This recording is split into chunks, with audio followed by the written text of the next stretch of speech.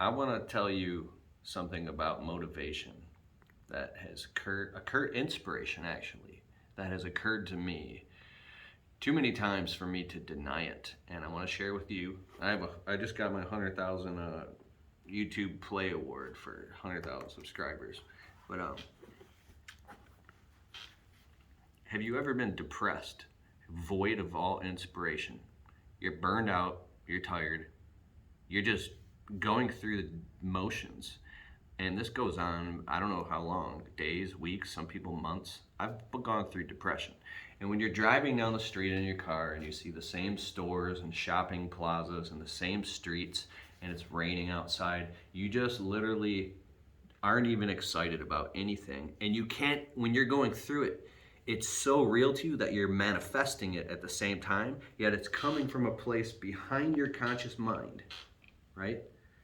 That's controlling it and manifesting it, and ain't shit happening in your life. You're not excited. It's like, what is there to be excited about? This is the most important thing when it comes to chasing your dreams and getting excited about. For me, it's making dope videos and living. The reciprocal of that is when you are so excited. I'll give you an example.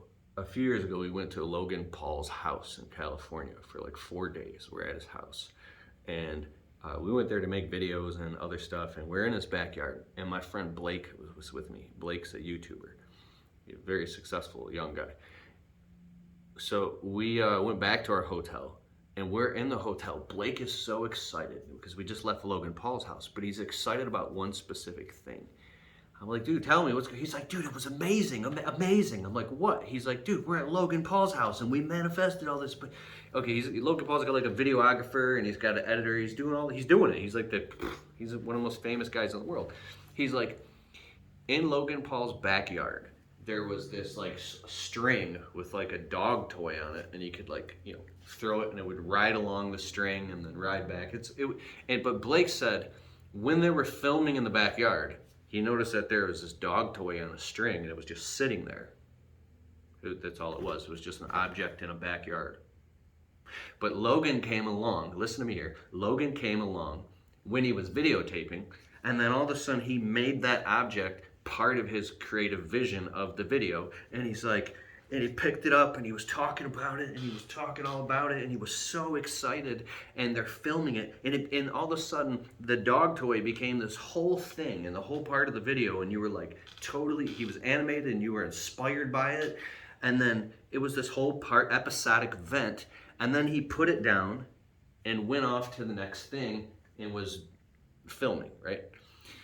And then Blake looked back at the dog toy and it literally transformed from just a dog toy to this whole thing, and then it transformed back to a dog toy just sitting there in the yard again with no meaning, no purpose. And when Blake told me about this observational vision he had, he was like, it's amazing. People who are inspired and people who have vision and are captivated and exciting, they're like the movie, they're the moving band, bringing it with them everywhere they go. Like when an entourage of people come into a party or a building, or just one dude or one man or woman, the energy that you bring, be responsible. Oprah Winfrey said this, be responsible for the energy that you bring into this environment. Could you imagine that you believe in yourself and your dreams and your missions and your mandates so strongly that you just, and it's not about ego or anything, it's just like you walk into a place, and because you're so captivated and fired up and in alignment, so you're walking into a place where you actually, like, I don't know, you wouldn't walk into some horrible place that you don't want to be. I'm talking about when you're in alignment, things start lining up. Alignment is actually the word. So the more and more and more and more you work and build on the self, and you work on your inner vision and then your outer vision, all this stuff, is the more alignment starts to happen, and things like synchronicity. You feel that? That's like a sine wave. You can have this. This is, excuse me. I used to be fascinated by this law of attraction thing, and then all it did was frustrate me. I noticed that when you get depressed and you no longer You are attracting everything you're putting out is what you're getting back. What stopped me from falling into depression is when I realized that nobody cares. Like, people are actually, I don't know about you, but for me, my own thoughts about this was like, oh my God, if I get depressed, nobody even cares that I'm depressed. Nobody's gonna like come and pet my head and tell me everything's gonna be okay. I know I'm just depressed and I'm only just like making it worse for myself. So depression is a very real thing, and when you go through it, it sucks. But it's got me out of my little depressions faster, learning that how, like, just that realization right there. How soon can I get back to happiness and manifesting happy things in my life so I can be what I want to be, and my actions and words line up. And the missing element of all, you could talk about all this stuff all day long, but there's one key to this gate, the key to this castle. And it's hard for me to say right now because it makes me accountable. And the key is faith. It's faith. Faith, if you look at the definition of faith, it's belief in things that are unseen.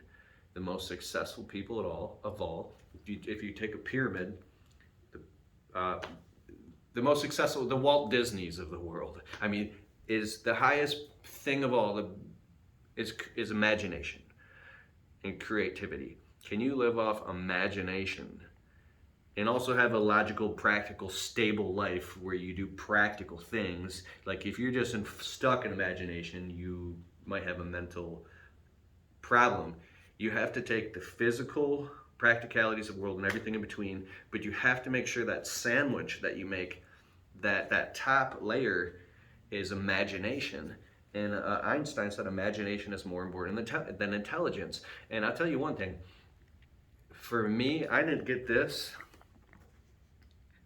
until I started cutting out all the fat in my life of all the different things. I wanted to do so many different things, and I was going crazy because I wasn't getting anything done, that I had to just cut out, 80% of everything else and just focus on the 20%.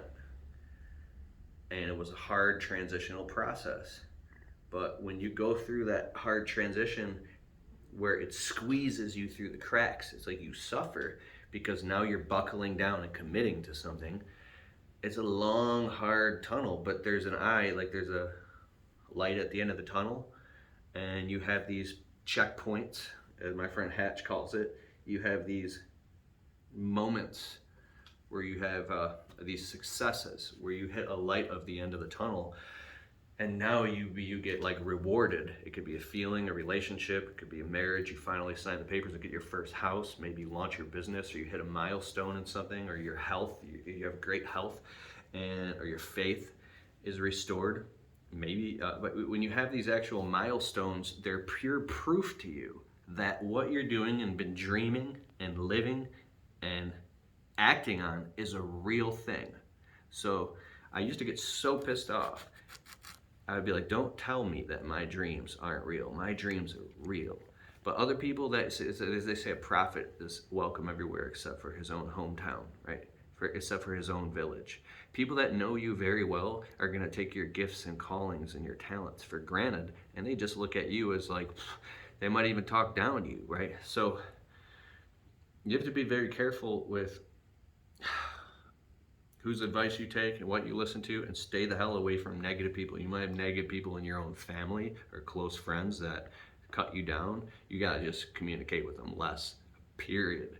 Because if you get off the phone with somebody, or you get out of someone's presence and they're telling you stuff that's got you second guessing your dreams, or at least, it just means they don't believe that they can do it for themselves, so they're telling you can't, right?